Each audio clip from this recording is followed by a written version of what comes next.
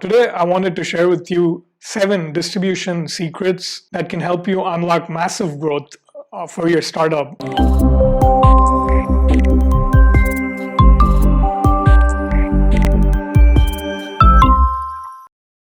Why am I the right person to speak to you about this is because, this is the only thing that I've been doing for the last 3 years. I've been helping companies from around the world scale, gain adoption, and, I always put skin in the game whenever I'm working with my customers.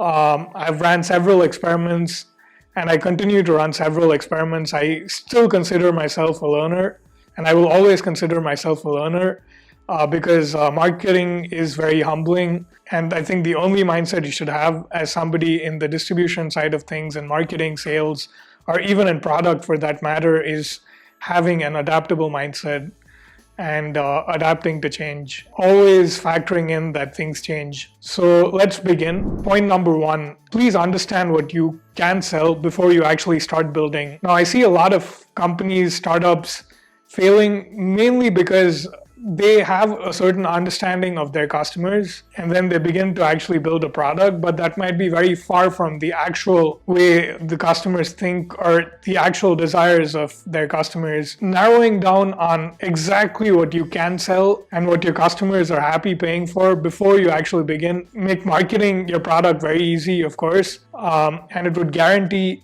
you a lot of success with whatever you're building. So build what you can sell, don't sell what you can make. This was an interesting insight I gathered from this book called Lean Analytics, one that you may want to check out after this video. Number 2, don't wait for perfect. Now, a lot of startups or first-time founders, they think there's a perfect time to release their content, the perfect time to release their product. They plan weeks in advance, or sometimes they keep delaying this process. I think that's unnecessary. I think what's most important is actually putting small things into the market, validating it with some live customers, and then iterating based on customers' feedback. And I think this is very powerful strategy for gaining mass adoption for products or services, whatever it is. Don't wait for perfect, just go for it. Number 3, distribute far and wide. Now, a lot of specialists may, tell you that, hey, you should focus on only this thing, only cold emails, or only LinkedIn organic, or only Facebook ads. I think that's not a well-rounded strategy. I think you need to balance your risks because all these platforms, they keep changing. The results from these platforms also keep fluctuating. You cannot depend on one channel 100% of the time. So you need to distribute multiple directions widely and far within each. Try to have like 4 or 5 different channels, at least at minimum, where you're distributing your content, where you're interacting with potential customers or customers in. So this would enable you to have a healthy pipeline rather than focusing on one and then that channel flopping or failing. Number 4, you need to be very consistent with your efforts. Something that you'll observe with the best in marketing and growth is they're very consistent. You'll see that they're constantly on your timeline, or you'll see them across different channels doing a bunch of activities, and you'll get the impression that they're everywhere all the time. That is something that you need to actually do to be successful in building your distribution. You need to be everywhere all the time, or at least you need to schedule things so it seems like you're everywhere all the time. You need to be on top of people's minds. Number 5, always keep the focus on providing value to your customers, ignoring playbooks given by companies that have already succeeded. Now, when somebody gives you advice, right, and maybe I'm giving advice too, but I'm trying to be a little more general, help you learn to learn. So once you learn to learn, I know you'll be successful with your distribution strategy, with your growth. But whenever somebody comes up to you with a playbook as to how you should specifically do something, it's probably worked for them in the past, whatever they're laying out for you, but it's not necessary that it's going to work for you. So take all of that with a grain of salt, but I think you should put your main focus on your customers, helping them solve their problems. And I think that's the best growth strategy. And I think if you're able to do that and then scale that up, that's successful growth in my books. Number 6, do not look at vanity metrics.